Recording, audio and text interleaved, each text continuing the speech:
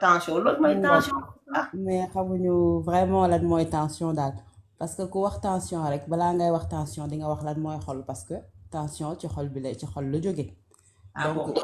boo xoolee par exemple sa xol bi mooy lan xol bi comme kii la rek moo koy waxee yàpp la rek dafa mel ne pompe mooy nga pompe bi nga xam ne moom mooy jël suñu deret bi di ko yóbbu ci suñu organe yépp ba pare def ci oxygène donc chaque minute suñu xol dina battre en moyenne 60 à 80 fois et propulse par exemple dugal ci suñu biir yaram 5 à 6 litres de sang à chaque minute suñu xol day def loolu donc lan mooy tension mooy lan mooy ci suñu xol boobu am na ay artères yu ci nekk li ñuy tuddee artère donc artères yooyu ñoom ñooy jël suñu deret bi nekk suñu xol bi yóbbu ko ci suñuy organe par exemple yóbbu ko ci suñu ban exemple yóbbu ko suñu res wala mu yóbbu ko ci suñuy tànk yóbbu ko suñuy organe daal donc loolu mooy tension donc ñuy wax la pression artérielle wala ñu naan tension artérielle donc loolu bu ñu nee tension artérielle lan la mooy par exemple pression bi nga xam ne suñu xol bi daf koy jël da koy contracter pour jël deret bi ñu am ñun dugal ko ci suñu paroi daf koy jël da koy contracter pour jël deret bi ñu am ñun dugal ko ci suñu paroi tuuti deret bi yëpp du mën a dem nga am tension bu yéeg bu ëpp deret bi dina dem ba mu ëpp te bu demee ba mu ëpp la pression elle est trop forte donc loolu mooy tension après ñu ne donc am na lu mu tëdd sax pression artérielle bi ñaari kii la ñaari niveau le correspondre daal parce que am nga pression artérielle par exemple au moment où nga xam ne sa xol day contracté wu daal loolu mooy pression systolique bi mooy pression maximale bi pour nga xam ne sa xol bi dafay kii day contracté wu pour propulser déjà le sang en fait vers les artères et vers les organes D'accord. beneen pression bi ngay xam ne mooy le relâchement mooy nga xam ne moment bi nga xam ne sa xol contracté wu na benn moment bi mu relâché wu donc boobu la ñuy wax la pression systolique mooy minima moo tax booy xool sa tension am na bu gën a yéeg am bu gën a wàcc par exemple ñu ne la yow am nga tension par exemple 10/6 donc 10 bi ci gën a nekk ci kaw mooy nga xam ne quand sa xol bi bu fekkee dafa contracté wu 6 bi mooy nga xam ne le moment wu nga xam ne sa xol bi day relâché wu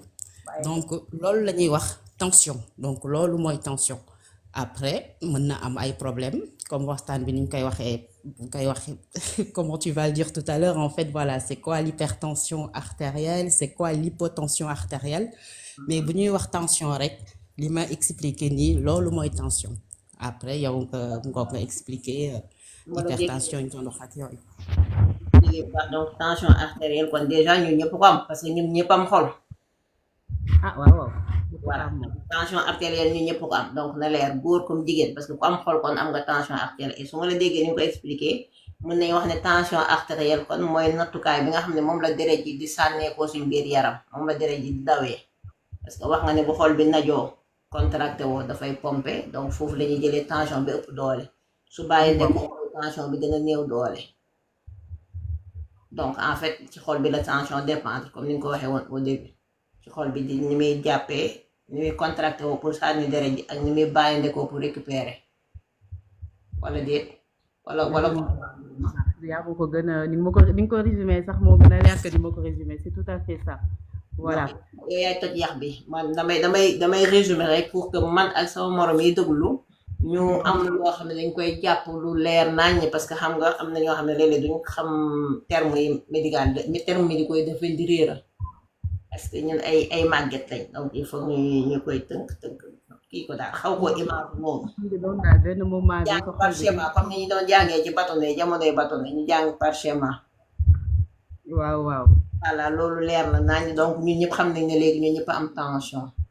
léegi donc su may ñëw si yow dama lay laaj kon maire yi naan dama am sama tension bee ma sonal lu tax tension di leen sonal luy problème mu tension ba tension war a sonal nit parce que comme tension ci xol la ne suñu xol ñi ngi ànd ak moom muy fonctionner di nooyi di sànneeku léegi lan mooy problème mu tension kon ba tension war a sonal nit koo dégg mu lay jàmba naan tension bee ma sonal damaa jeex sa jeexaay bi wala dama am yaram sama tension bee ma sonal wala sama tànki dañu néewi sama tension bee ma sonal luy problème mu tension kon. donc xam nga tension Sénégal xam nga la ñu war a xam c'est que tension naturellement à partir de 60 ans nooy gën a màggetee en fait sa tension di gën a yéeg loolu c'est naturel à un certain âge. 30 ans. Voilà, à un certain âge, cette tension day yéeg à partir de la soixantaine déjà c'est tout le monde daal cette tension bu fekkee yow ba nga nekkee xale par exemple tu avais une petite tension de 10,6 par exemple boo gënee nekk mag à partir de 60 ans sa tension c'est un exemple hein sa tension mën na yéeg nga am tension boo xam ne c'est 12,6 donc c'est complètement normal c'est par rapport à l'âge donc lan moo normalul c'est que yow nga am par exemple de l'hypertension artérielle donc lan mooy hypertension artérielle c'est que bu ñuy wax naan man damaa am tension c'est soit de l'hypertension artérielle soit de l'hypotension artérielle mais l'hypertension artérielle c'est plus fréquent au Sénégal que l'hypotension artérielle donc l'hypertension artérielle c'est quoi donc en fait c'est quand la pression en fait du sang dans les artères est trop élevée c'est-à-dire comme ni ma ko dinga ko doon waxee sànq par exemple pression bi sa xol ni muy contracté woon noonu di yóbbu deret bi ci sa biir yaram bi c'est que pression boobu dafa yéeg ba mu ëpp donc cause principale hypertension en fait lan la war a jox war na la jox par exemple bu fekkee yow am nga insuffisance rénale wala nga am ay nu mu tëdd sax ay accident vasculaire cérébral mais le problème c'est que 95% des cas en fait l'origine de l'hypertension n'est pas identifiée mënuñu la wax ne kii lii moo ko jox hypertension c'est que médecin yi bu ñu lay traiter dans l'hypertension artérielle en fait dañ lay jox traitement boo xam ne rek daf lay stabiliser sa tension nga am tension bu normale sans que ñoom ñu attaqué wu en fait sur la cause ce qui a donné l'hypertension après am na yeneen cas yoo xam ne par exemple l'hypertension c'est par exemple c'est un mauvais fonctionnement en fait des glandes surrénales c'est une maladie am na ko xam ne dafa am ay problèmes au rein depuis sa naissance loolu mën na joxe dans certains cas loolu mën na joxe de l'hypertension artérielle ou même par exemple un problème aussi thyroïdien par exemple ça c'est des exemples après par contre am na cause yoo xam ne ñooy gën a aggraver l'hypertension yooyu xam nañ ko par exemple xamuñu lan moo joxe hypertension mais xam nañu yan ñooy cause yi nga xam ne ñoo koy aggraver par exemple booy lekk xorom bu bari c'est une cause aggravante bu fekkee dangaa stressé cause là aussi bu fekkee aussi dangaa am par exemple un problème d'obésité aussi c'est une cause aussi wala aussi l'inactivité physique bu fekkee yow defoo amoo activité physique ak yooyu yëpp après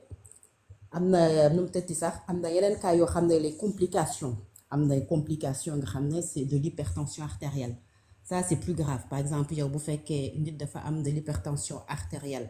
te traité wu ko te xamu ko loolu mooy andi par exemple les accidents vasculaires cérébraux par exemple li ñuy wax ay attaques mooy andi ay infarctus du myocarde dafay andi insuffisance cardiaque dafay andi nu mu tëtti sax ay hémorragie intracrânienne dafay andi ay lésions du rein donc provoquant des insuffisances rénales mën na andi aussi ay problèmes rétine ba nga dem ba nga xam ne yow sax da ngay gumba donc loolu yëpp en fait c'est les complications c'est-à-dire que yow boo traité wul c'est hypertension artérielle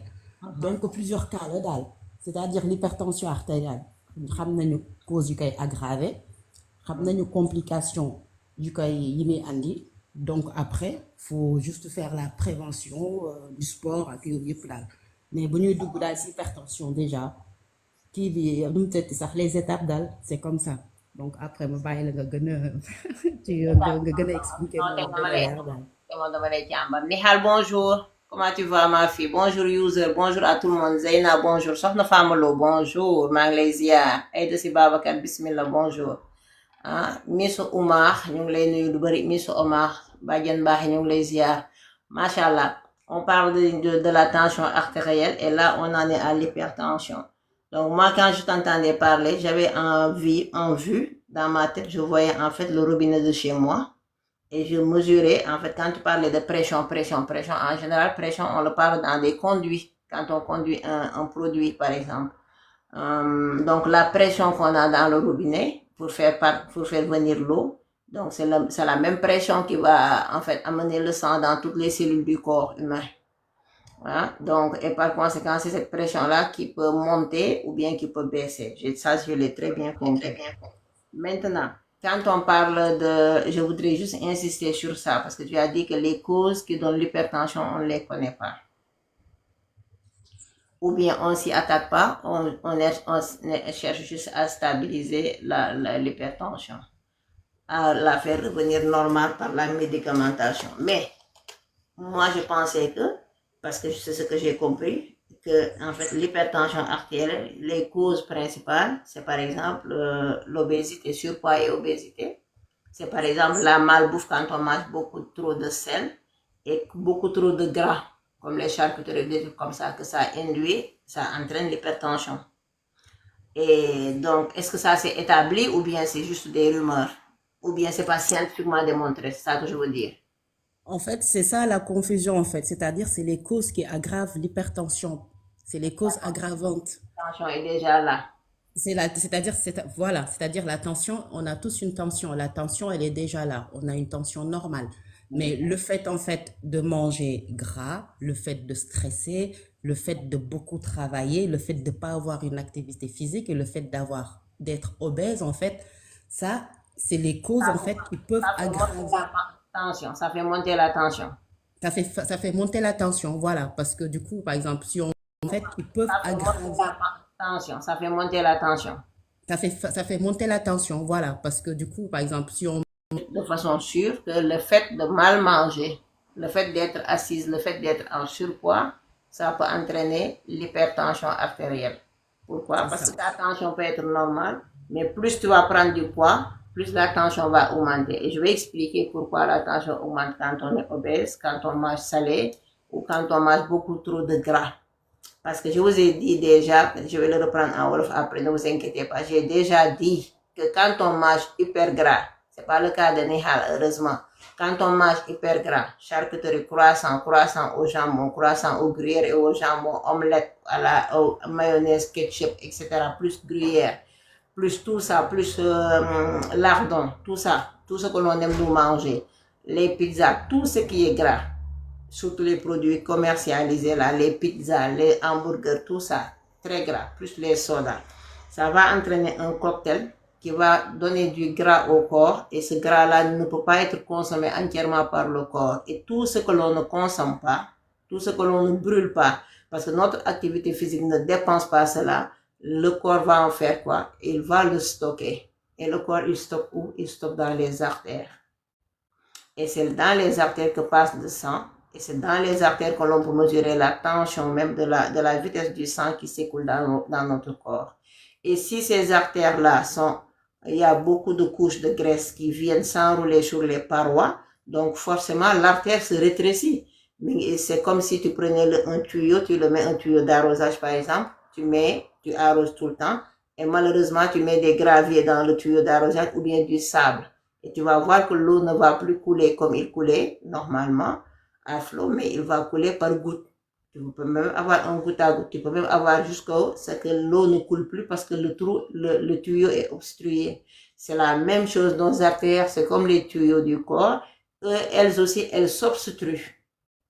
Et plus tu vas être grosse, plus tes artères vont se comprimer, c'est-à-dire ils vont être écrasés. Et donc, quand tu prends un tuyau et tu serres, tu diminues le volume. C'est pareil, donc le surpoids va les comprimer. Le fait de manger gras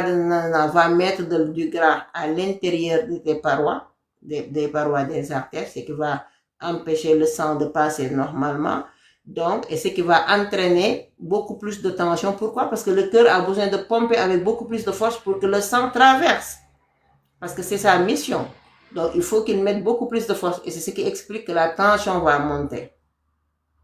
Donc, c'est pour ça l'hygiène alimentaire, l'activité physique est importante parce que l'activité physique te permettra de brûler le trop plein de graisse, le trop plein de graisse. L'activité physique te permettra de nettoyer tes artères, de brûler les graisses qui sont cachées là-dedans et ça te permettra de fluidifier la circulation sanguine. Et donc, de tempérer, en fait, de modérer la pression du sang. Si je veux De dire ça. réduire le stress aussi, coach. Hein? J'ai dit de réduire aussi le stress. Le sport réduit le stress aussi, ce qui est bon pour le cœur. Exactement. Le stress qui va être réduit grâce au sport, grâce aux hormones, hormones bien-être que le sport va nous donner, ça va baisser notre stress et ça va calmer notre cœur et donc on sera plus serein. Quand on est serein, les températures sont, la température du corps est normale, la tension artérielle est normale. Donc je voudrais juste dire ça en wolof. Donc Gustave dafa wax lu am solo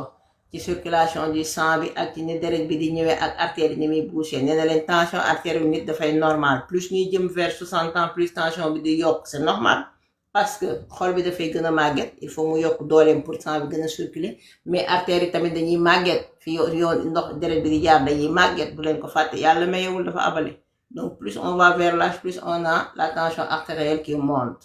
Maintenant, pour les jeunes qui ont la tension artérielle et pour les personnes âgées qui vont avoir la tension artérielle, beneen facteur bu koy indi mooy lan mooy que suñu lekk gi parce que Gustave wax na leen ba tudd xorom wax na leen tudd inactivité physique maanaam mooy ku dul tàngal yaramam wax na leen tamit problème mu obésité maanaam koo xam ne yaramam daf ko ëpp doole da ko wër ndombo d'accord ak koo xam ne dafa nekk en surpoids comme man wax na leen également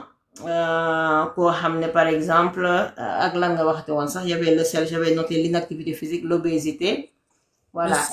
le stress aussi le fait de travailler beaucoup voilà le fait de travailler beaucoup teg sa bopp loo attanul donc wala stress boo xam ne sëy moo la ko indil wala njaboot gee la ko indil donc loolu yëpp dafay yéegal tension donc ñu war cee jàngatee lan ñun waa Sénégal ñun ñi nga xam ne ci jamonoy fagaru lañ toll ñu war cee jàngatee lan mooy ne ñun xam nga bu ñuy xorom dañuy jël xorom bi ne ko ci pëy waaw dañuy tibb loxo xorom ne ko ci pëy daal di tibbaat ne ko ci pëy dem ba mu yàgg ñu sàppari daal di tibbaat ne ko ci pëy daal di jël bouillon yi moom léegi dañ koy njambaan dañuy jël ñaari façon bi def jël ci bee ñetti façon def jël ci bii ñeenti façon def jël ci bii benn mottalee ko njambaan boobu yëpp bouillon yi nga xam ne kenn naatablewul bouillon yi dañ ko bañ ba ñu koy jaay ñoo bind ne bu ngeen di utiliser bouillon bu leen xorom ñun dañuy xorom ba pare doog a def bouillon su ko defee li ñuy lekk wex xatt xorom boobu dafay yéegal suñu tension ñu dugal ko suñu deret ji lekkee ko guddi graisse gi ñuy lekk xar yàpp xar bi nga xam ne dañ ko bëgg suñu xol bi di ko lekk nga xam ne moo gën a niin ci yàpp xar ginnaaw mbaam yàpp xar boobu dafay joxe cholestérol mauvaise graisse waaw koor gi lañ génn xam ngeen ne yéen ñëpp rey ngeen seen bopp macha allah ci saucisson yi croissant yi sama mbokk alpulaar yi non dem nañ ci ba jeex tàkk ñoom mbokk ñoom imam kan yeeg ñoom président dem nañ ci ba jeex tàkk ci mbirum saucisson yeeg ñoom seen ak croissant yi donc loolu yëpp ñu boolante ko suñu yaram waaw moo am doon xorom ak beurre ak diwlin ak graisse yàpp bi bu ko defee léegi li nga xam ne dañ koy lekk te boole ci nag duñ def activité physique duñ yëngatu dañuy lekk tëdd donc dañuy lekk tëdd léegi li nga xam ne ñun da suñu yaram du ko dépenser ci suñu yëngatu xam nga lu muy def da koy jël mu denc ko te fan la koy denc yaram fi mu njëkk a denc mooy suñu artères yi maanaam tuyaux yi nga xam ne moom lañu yàlla defal deret ji dafa jaar ndax deret ji day jóge ci xol bi dem ci yaram bi fépp lay deret ji di dem donc nag moom dalay jëlal li nga xam ne moom nga ko jox mu ëpp rek te soxlawu ko bu waxaguma suukar bi leen suukar bi di jox de ataaya beeg njarum soow bi waxaguma loolu léegi nag bu ngeen jëlee loolu yëpp boolante ko li ci ëpp yëpp da koy dugal ci tuyaux yi tuyau bi nga xam ne deret ji fa lay jaar moom fa lay jël graisse di la ko fa lalal donc ñuy wër tuyau bi di wër tuyau bi donc xam ngeen ne tuyau ndox soo wàññee bën bi ndox mi ni mu doon jàllee dootu ko jàllee noonu donc tuyau deret tamit donc ñuy wër tuyau bi di wër tuyau bi donc xam ngeen ne tuyau ndox soo wàññee bën bi ndox mi ni mu doon jàllee dootu ko jàllee noonu donc tuyau deret tamit soo léegi tuyau boobu mun naa dem ba fatt musiba naaru laay donc nañ bàyyi xel ci suñu lekkin bàyyi xel ci li ñuy lekk bàyyi xel ci bouillon yi nit ñi wax nañ ba sonn jigéen ñi dañuy nëbbatu sax def bouillon yi bàyyi xel ci bouillon yi lekk goo xam ne day saf ci sa làmmiñ bu duggee sa biir nekk wëccu te yow léegi lekk boobu mu ngay jël posone ko uniquement pour li saf ci sa làmmiñ après mu dugg sa yaram dem sa deret ji yëpp di la lor kooku ëpp jar naa seetaat suñu bopp première chose ñàkk a def activité physique soo defulee activité physique graisse gu mu bëri googu suukar bu bëri boobu nga dugal sa yaram dañ koy denc beneen bi ñëw fekkaat ko fa sa yaram di taawee ngay gonfler di gonfler ñu ne léegi dafa obèse bu njëkk ba dañ naan danga am yaram sa ndomb baat yi ni mu rafetee nga dem ba doo am ndomb baat kese ci dangay am fii doq gi day gonfler nga mel ni yëkk dëggantaan fa day yëkk yaakaar da yaaka ne voilà foog ni diriyanke nga sooy wax sax na ñii ngay waxee di appat donc yow nga xam ne appat bu ngay appat sa xol bi moo mënatul jàllale deret ji donc sa tension day yéeg donc nag nit ki moo mun a sàmm boppam feebar yi ñuy def yépp en général suñu loxo ndeyjoor bi lay jóge ak suñu nelaw yeeg suñu lekk ni ñuy nekkee moo tax stress bi am solo stress bi nga xam ne dañuy jël problème bu ñëw ñu yenn ko ñambaas ko ba mu jaar yoon boo demee oo ko mel ni ko siyaamaade mu gën la ko garaawal taawi ko naa na su doon man la ay yow di la dal métti na nangam dara méttiwu fi loo métti li gis nga ko la gën a métti li ndax yow mi toog di jàmbat lu métti santal yàlla ndax am na koo xam ne mënu koo jàmbat ndax mu nga nee ñu lëmas ba mu jekk jéngu ko lëmas ko ba mu jekk jébbal ko boromam donc kooku talatul jàmbat leneen lay lijjanti waaye moom talatul jàmbat problème àdduna yow na problème àdduna yi nga xam ne fi nga ko fekk fi nga koy bàyyi nga jël ko bu ko yéen mu jël def stress nit ki tamit dangay am ñeewanti sa yaramu bopp ak sa xalaatu bopp loolu yépp nag suñu dund la ñun suñu loxo la ne nekkul ci loxo benn docteur de suñu loxo yii la ne te soxlawul nag benn garab pour naan ko maanaam jëfin doomu la soxla ñun ñu organiser waat naka la ñuy doxalee naka la ñuy toggee man duma togg jimbo depuis de xama ban at duma togg jimbo xalaatuma ko te ba ma ko daan togg tamit benn façon laa doon def te duma ci def lu dul benn parce que bind nañ ko ci boo defee dangay wàññi sa xorom dama wàññi sama xorom ça c'est sûr suukar kenn waxaale wu ko waaw bàyyi man bu ma jëlee lu am suukar jël suukar yokk sama ñam xamal ne am naa lu ma naqari donc pour vous dire à quel point le suukar dangereux bu ma amee lu ma naqari rek laay jël suukar lekk ko sinon duma lekk suukar donc loolu yépp ci volonté nit ki la aaju ci volonté nit ki la aajuwul ci docteur aajuwul ci garab aajuwul ci lii bàyyi leen américain yi ngeen di oo suñ mbokk yi nekk Amérique naan yónnee ma garabu lii yónnee ma garabu laa ñu naan la boo koy naan doo am tension boo koy def doo am tension dégg ngeen ne leen ko Gustave waxee képp ku am xol am nga tension képp ku am xol am nga tension te nit ku amul xol doo dund parce que xol organe vital la ci yaram bi nit ku amul xol doo dund donc ñun ñëpp am nañ tension maintenant li problème bi mooy est-ce que dañuy toog ba posone suñ tension artérielle posone suñ xol bi posone suñ deret ji ba pare ëlbate ko dem di ñaani ay garab di ko naan pour garab yooyu ñëw gën a lor ñu garab yooyu du leen defar de da leen di gën a lor ndax bu leen wàccelee seen tension bi tamit dina leen yàqal seen rein bi wala mu yàqal leen seen foie bi te faju cher ba dee te yooyu doo gis benn magasin buñ koy jaayee foie ak rein doo gis benn magasin buñ koy jaayee ñiy def greffe de rein dañ leen inscrit ci liste bu gudd boo xam ne mën ngaa def dialyse téeméeri at doo gis ku la offrir rein parce que léegi tax ñu offrir le rein mooy nit ko accidenté dee te deewagul maanaam dinañ xam ne day dee mais organe mi demagul mu ngi sukuraat waaw ay waajuram d'accord wala moom moo bindoon ne maye na yaramam maye na ay cëram ñu mën koo dindi buñ ko dindee il faut ñu xool ndax yow moom méngoo ngeen donc maanaam loolu yépp yeggagul ci ñun amaguñ ko ñun amaguñ doole def ko te loolu rekk solution bi donc waa léegi jaruñu toog xalaataatal suñ bopp xool ni ñuy defee foofu laa bëggoon insister attirer seen attention ci tension artérielle wax leen ne li koy joxe suñu loxo ndeyjoor bii la bokk donc mooy suñu lekk gi ñuy lekk mu niin pat am xorom lool ami bagage yu ay ñoom seen bouillon yoo xam ne yéena ko ñamaadal seen bopp defal ko seen bopp jënd ko seen xaalis rax si dolli lu nit ñi ñi lekk à n'importe quelle heure ñàkk def activité physique bi ak yenn problème àdduna yépp boole ci nag di jël ay garab yoo xam ne teguñ ko fenn xamuñ sax fu mu jóge boole ci di ko naan teg ci ni yooyaay dañoo bëgg am wang ak leneen kenn xamul luñ ko defaree voilà loolu laa bëggoon attirer seen attention di leen bàyyi loo xel ne tension artérielle buy yokk loolu moo koy yokk di wax ne leen Gustave nee na leen tension artérielle bu paree dafay am ay complications maanaam su tension artérielle bi yéegee ngeen fa lay yéeg rek yem ci noonu di leen sonal noonu rek bàyyi leen non dafay indaale ay bagaasam yu bon la yore Gustave baal ma nga répété waat bagaas parce que sama mbokk yi dégg ko ma dégg ko ñoom ay bagaasam la àndal soo xasee am hypertension mën ngaa jóge ci hypertension daanu ci leneen bismillah loolu laa doon wax sànq donc complication yi c'est grave daal bu fekkee yow am nga hypertension artérielle te jëloo garab te xamoo ko c'est-à-dire dina provoquer yow ay accidents vasculaires cérébraux Sénégal dañ koy waxee ay attaques dina provoquer ay infarctus du myocarde c'est-à-dire que benn artère bu nekk ci sa biir xol bi ci gën a ngande dafay boucher dina provoquer en fait de l'insuffisance cardiaque c'est-à-dire sa xol bi ni mu daan mën a fonctionner pomper deret bi yóbbu ko fépp dootu ko mën a def dina provoquer des hémorragies intracrâniennes c'est-à-dire que di nga am comme que sa pression bi day yéeg ba mu ëpp donc ci sa biir bopp bi dina am am na ay vaisseaux donc peut-être ni kii bi ni pression bi di élevé dina am ay vaisseaux waaw baal ma dellusiwaat waxaat ko benn par benn comme tu le dis en français je vais le dire en wolof benn par benn comme ça du ma ci fàtte ok benn. Première chose, donc déjà première complication. donc première complication en fait c'est les accidents vasculaires cérébraux. Maanaam waa Sénégal di ko ooyee AVC moo danga doon dafa def AVC AVC mooy feebar boobu nga xam ne boo ko defee dalay laaj sa genn wàllu yaram bi lay laaj soit mu jàpp sa wetu càmmoñ wala mu jàpp sa wetu ndeyjoor nga gis gémmiñ gi mooy ñi nga gis gémmiñ gi mooy wala nga jékki-jékki loxo bi damm ni mënatu ci dara wala baaraam yi def ni mënatu leen tàll loolu mooy AVC donc mooy accident vasculaire cérébral bi mu leen wax ay jax mën na joxe aussi un infarctus aussi du myocarde. boobu mooy crise cardiaque dañuy tub olof yi di wax crise cardiaque dafa def crise cardiaque maanaam dafa jékki-jékki rek am crise xol ba arrêté xol bee dagg noonu la ko olof yi tuddee tom boobu maa ngi lay nuyu sopp daa baax ay ca ñaar ñetteel bi mën na aussi c'est l'insuffisance cardiaque aussi. waaw insuffisance cardiaque mooy xol bu sonn xol boo xam ne la mënatu ko maanaam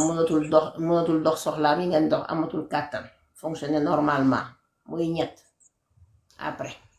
ñeenteel bi mën na la jox en fait des hémorragies intracrâniennes aussi. voilà ñeenteel bi muy ñett après ñeenteel bi mën na la jox en fait des hémorragies intracrâniennes aussi. voilà ñeenteel bi biir bopp bi donc nag voilà muy hémorragie moom ñëpp xam ngeen ko soit mu nasaxal benn partie yóor gi par exemple partie bi nga xam ne mooy jàpp sa souvenir dootoo mën a jàpp benn souvenir bu ko defee nga naax ak mu effacé leen su ko defee yow dootoo am benn souvenir da ngay fàtte dootoo sax xàmme sa jabar wala sa jëkkër da ngay fàtte bu ko neexee mu yàq ba nga xam ne mooy def wax ji moo yore wax ji parce que lépp nga jóge ci kii bi nii bu ko defee yow dootoo mën a yëkkati sa làmmiñ bi wax waaw bu ko defee mën naa yàq sa langage dootoo xam lan la ak naka la boo ko defee dangay mel ni dof maanaam dootoo xam sax lan mooy kudd defar la genre Alzheimer donc hémorragie yooyu wóoru te bu fekkee hémorragie bi dafa sakkan mën nga caa jógee maayi sànki parce que deret ji bu walee trop ba noyé bu yuur gi labee rek moom c'est fini waaw dañ naan kenn ban waxtu lañ koy suuli loolu lañ ciy teg maara day misi ay ca muy ñeent yu garaaw ak ban juróomeel bi aussi mën na la jox aussi des lésions du rein provoquant par exemple des insuffisances rénales aussi. insuffisance rénale maanaam mbuus yi nga xam ne moom mooy toppatoo mbirum tuur ndox mi nga xam ne boo amee insuffisance rénale boo demee Sénégal da ngay defi dialyse ñu naan am na xamulu insuffisance rénale xamulu insuffisance rénale rein yooyu nga xam ne ñooy raxas sa yaram dafa bokk ci liy raxas sa yaram te dafa am solo su raxasul sa yaram doo daanaka doo mun a dund insuffisance rénale boobu mooy rein yooyu fonctionner ci normalement maanaam hypertension bi yàq na seeni bagage ba nga xam ne lañ waroon liggéey mënatuñ koo liggéey ak ban mën na la jox pour finir aussi mën na la jox aussi des lésions de la rétine donc ce qui entraîne en fait la perte de la vue aussi. hypertension mën naa yàq sa bët yi ba gumba tegu ci voilà donc ak ban c'était tout pour l'instant quoi c'est les exemples quoi mais il y a énormément d'exemples parce que de toute façon si tu as par exemple une insuffisance rénale c'est la dialyse et si ton corps par exemple ton rein ne fonctionne plus c'est-à-dire les toxines restent et ça va t'empoisonner à l'intérieur de toi ça peut empoisonner ton foie ça peut empoisonner beaucoup de choses donc feebar yooyu nga xam ne hypertension moo koy joxe feebar yooyu benn bu si nekk day joxe yeneen feebar loolu leen Gustave misaal léegi bu laalee rein boobu mën na la indil beneen façon parce que bu rein bi fonctionné wu normalement soit nga dem dialyse soo amul dialyse comme poson rein bi li muy génne yëpp ay poson yooyu bu desee sa yaram dalay obligé waat di la posone waat di posone yeneen cër yi donc rétine bi bu ko attaqué mu indil la mën na la indil gumba d'accord li ma leen wax deret ji wal ci bopp bi suñ ko teelu ko arrêté gisuñ ko teel ko arrêté mën na laa indil yuur bu lab ak dee donc yooyu lay joxe maanaam kon hypertension ñu jël ko def ko comme médaille fi naa sama tension bi kay moom ni ma sonalee léeg-léeg nga dégg ñu naan boo demee ci diw bu la sampalee tension dootoo koy jàmbat léeg-léeg nga dégg ku yëg ci réseaux sociaux naan la man dama ko doon ne sama maam damay faj tension waaye liñ fi wax ni yow ñii liñ fi wax ni kat moo mën a faj loolu liñ fi wax ni ban garab ban saafara ban reen moo mën a ñëw rek xëy suba ne la dootoo am hypertension ban reen moo mën a ñëw contrôler sa xol bi ni muy pompé les Sénégalaises là est-ce qu'il n'est pas temps il y a des gens qui arrêtent leur traitement am na ay Sénégalais yoo xam ne dañuy arrêté garab yi leen docteur yi bindal dem ci maam yi nee nañ yoo yaay parce que ñoom boo ñëwee dañ naan la bàyyil garabu tension parce que garabu olof yi ak garabu tubaab yi ànduñ di jaay garab fekk na ñoo ngi lay posone.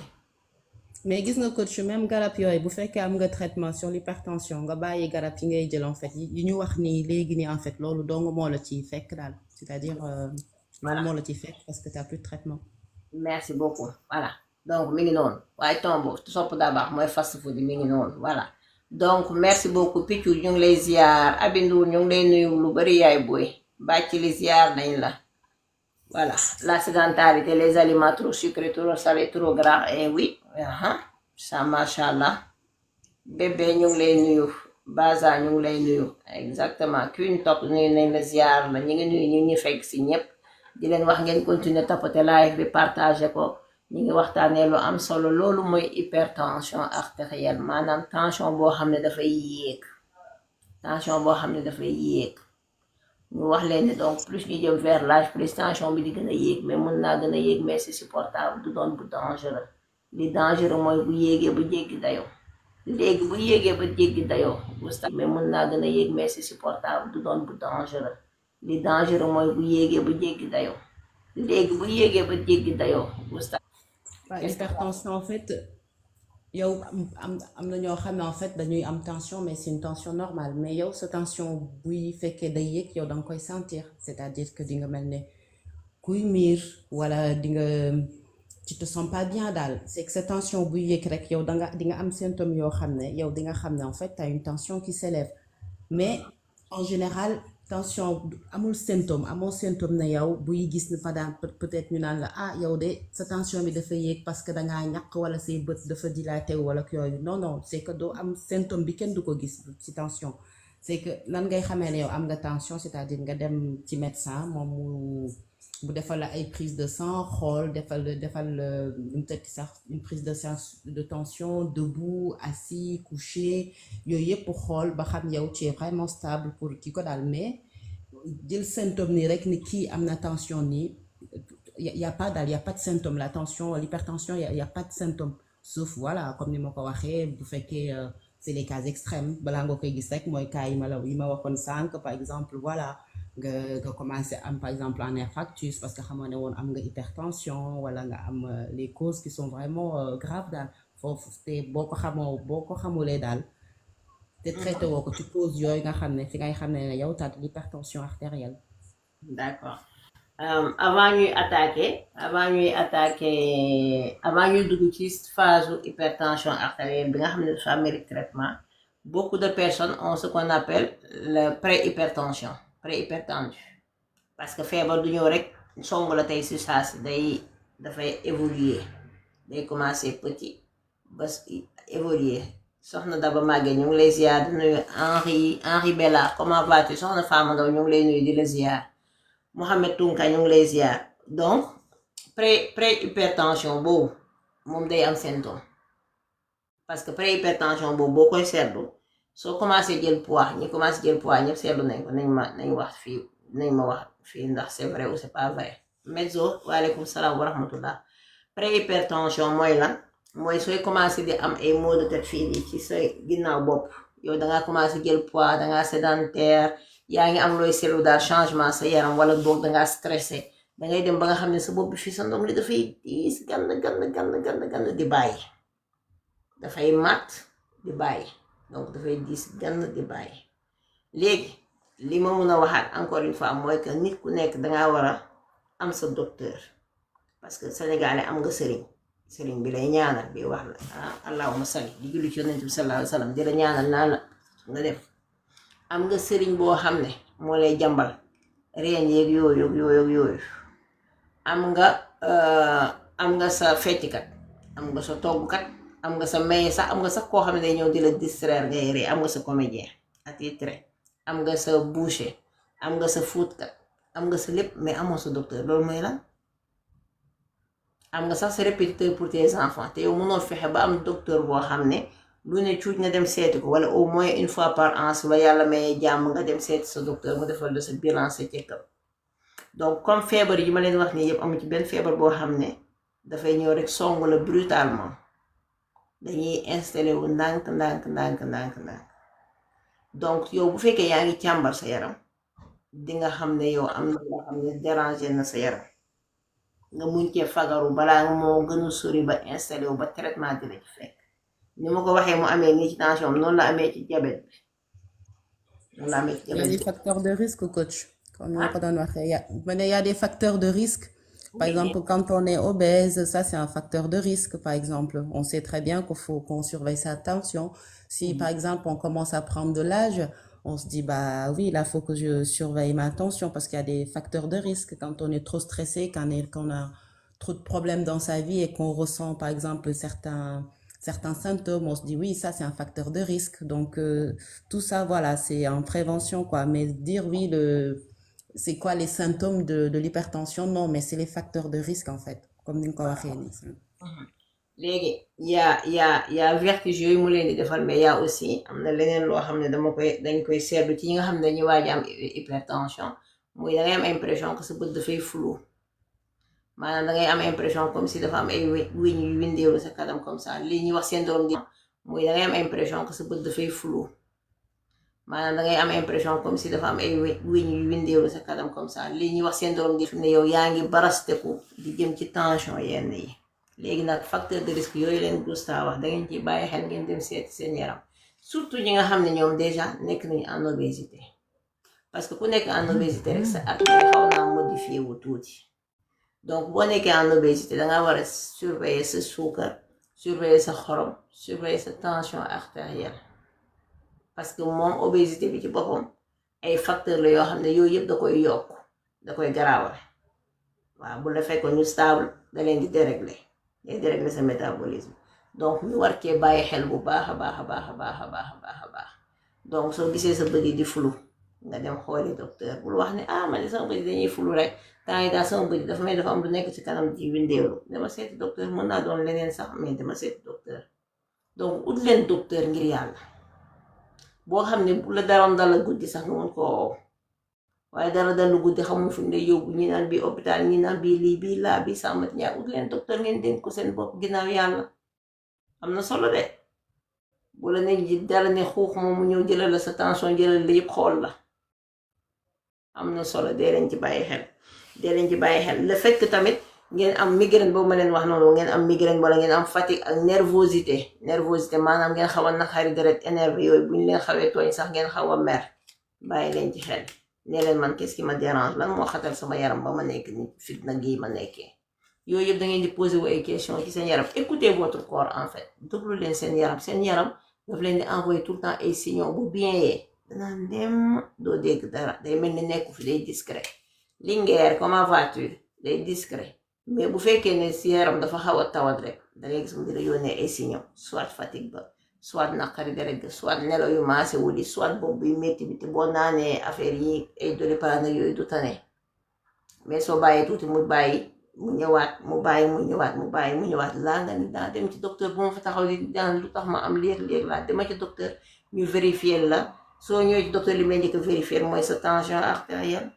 sa suukar sa xorom voilà sa cholestérol jeex na su ko defee moom loolu su ci sukkandiku waaye dina xam ndax am na lu anormal sa yaram wala déet donc loolu bu leen ko caaxaane analyse du sang benn yoon ci at mi jël sa suukar ak su fekkee amoo jabet nga di ko jël benn yoon ci at mi wala benn yoon sax tous les 2 ans comme ça balaa yéex yow loolu mën ci dal dinga ko fekk dinga ko gis dinga ko fekkee léegi su ma ñëwee si wax nañ kii bi est-ce que par exemple hypertension dafay wër Gustave Talla Ngom ñu ngi lay nuyu balaas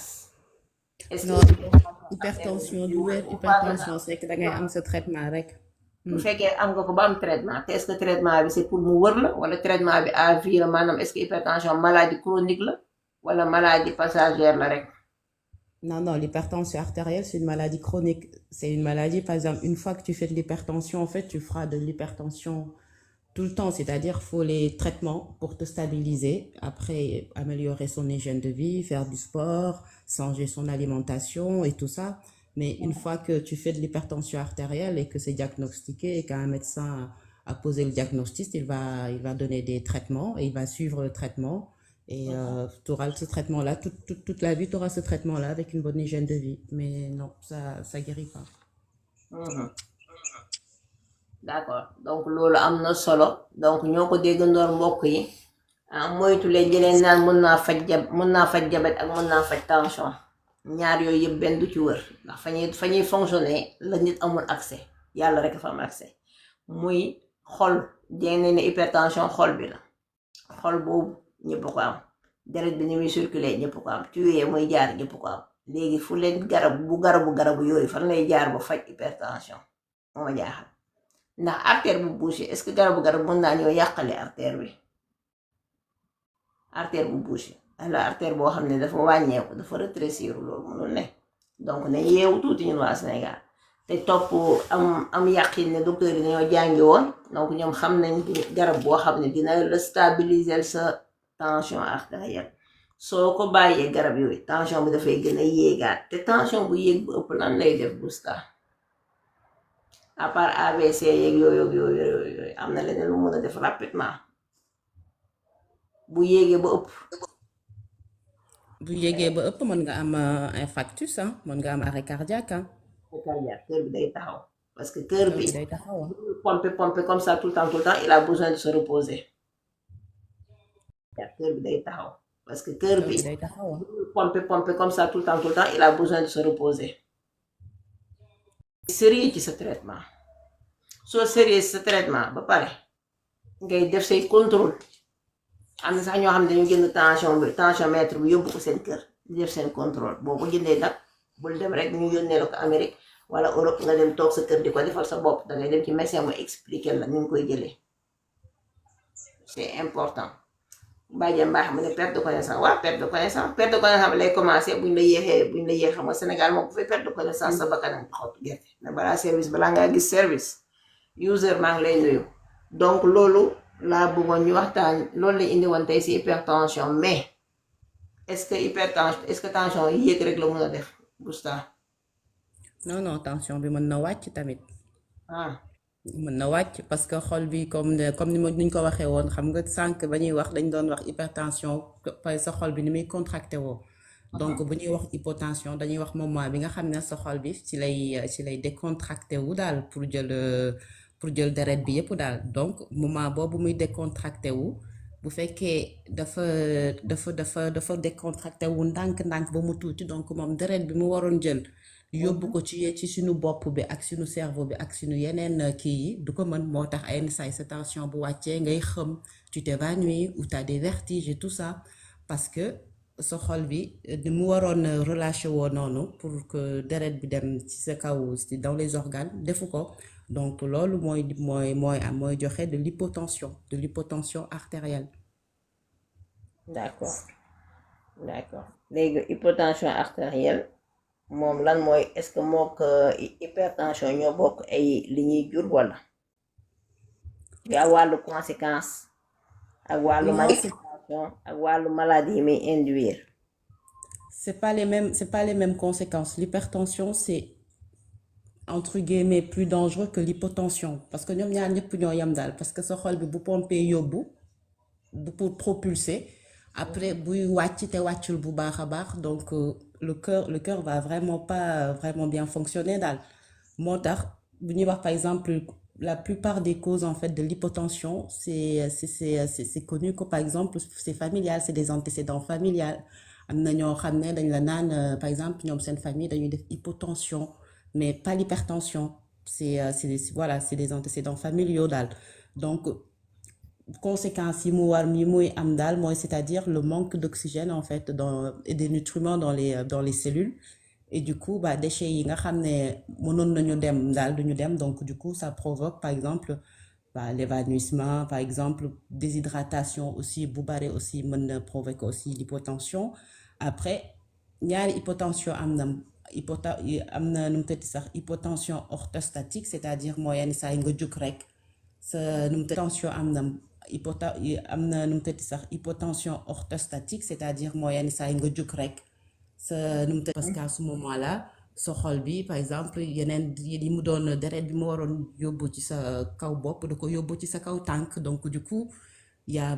tout ça en fait c'est un problème de circuit quoi de comment le sang et le cœur comment il pompe et comment il se relâche donc l'hypotension c'est vraiment ça mais les causes, par exemple, l'hypertension, les causes sont beaucoup plus, les conséquences sont beaucoup plus graves que l'hypotension, même si que l'hypotension peut être très grave aussi, hein. Ça peut, parce que c'est organe, bu fekkee amuñu oxygène ak yooyu yëpp, ça peut provoquer des dégâts aussi. Ouais. Macha allah Gustave merci beaucoup daal su ma la déggee hypotension moo gën a moins grave que hypertension mais n'empêche que garaaw na su ma la déggee aussi soo amee hypotension da ngay miir mën na la indil ay symptômes miir wala nga am hypotension bi nga ko tuddee xamatuma noo ko tuddee scientifiquement mais bi nga xam ne booy changer position la lay dikkal maanaam boo Orthostatique, wala boo taxawee bay boo toogoon bay jóg taxaw nga xaw a am benn miir noonu ñu ne sa tension dafa wàcc dégg naa aussi boo fatigué trop maanaam liggéey yu aussi, bëri dalay indi oui. dalay indi hypotension day wàcce tension liggéey bu bëri day wàcce tension Day wàcce tension aussi, oui. waa léegi suñu Nga jigéen fatigué. doo xalaat suñu jigéen biir yi ñuy liggéeyloo Sénégal quoi La wax? boo xalaat suñu jigéenu biir yi ñuy liggéeyloo Sénégal comme liggéey bu bëri day indi hypotension waaw day wàcce tension loo Ah, xalaat déjà, comme tu es en état déjà, fait que si tu es en bonne santé et que tu es bien suivi, liguer ce 6e mois. Après le reste du temps, ça dépend de la grossesse qu'on a. Si on a une bonne grossesse et qu'on a un bon suivi, voilà. Mais parce que si Sénégal, moom amuñu suivi boobu moom. Donc, vaut mieux que les femmes. Sénégal jigéenu wóorul yi ñu ngi wasinee seen waañ yi maanaam dañuy togg ba 9e mois ba jour ba ñuy wasin dañuy togg seen kër yi di fóot ak di paase ak di bale ak di sous prétexte que ñooy sëy ci kër gi loolu de lañuy def sénégalais yi Ah, boobu baaxul de. Boobu moom baaxul moom. boobu moom doxul Déedéet. kon nag boobu doxul léegi donc hypotension moom macha allah est-ce que hypotension comme dañ ne bu fekk est-ce que hypotension day wër comme tout à l'heure dañuy wax ne mag bu demee bu amee à partir de 60 ans sa tension day yéeg c'est normal est-ce que hypotension moom day wër francilien Non, boo amee benn sa tension heure bu xasee ba perturbé rek en fait il te faut un traitement pour la stabiliser c'est-à-dire donc foog nga am hypotension traitement bi bu dafa soxla stabiliser ko traitement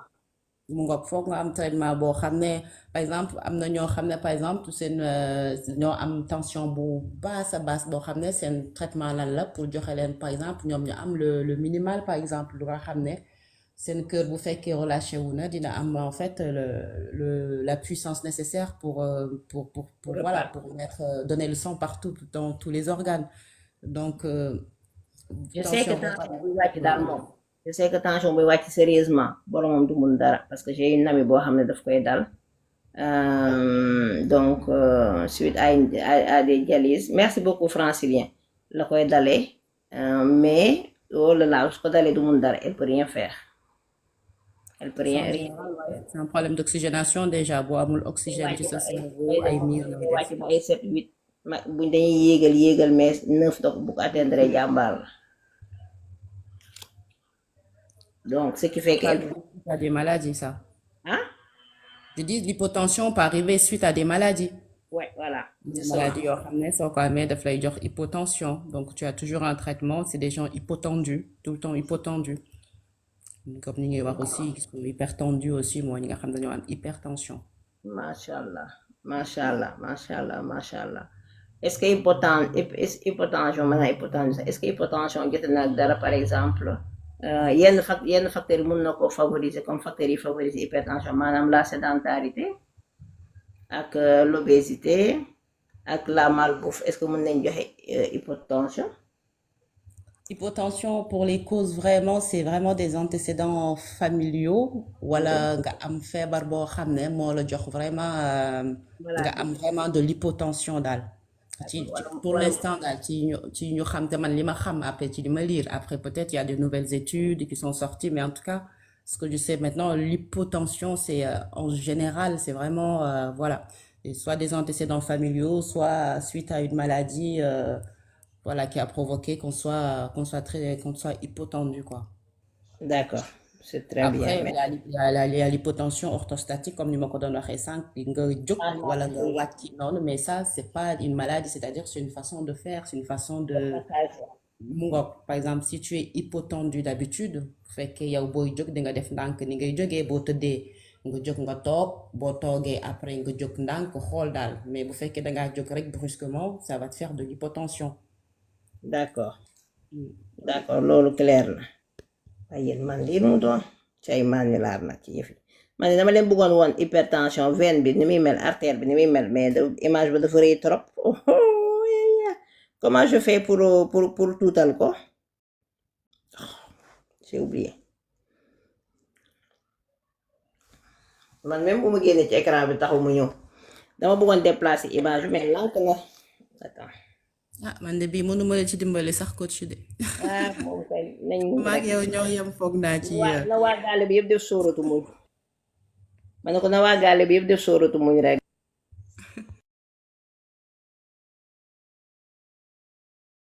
moom bon garaawul xaaral dinaa ko waraat dinaa indi beneen boo xam ne moo gën a tuuti comme ça ngeen gis veine bi artère bi ni muy mel maanaam macha allah.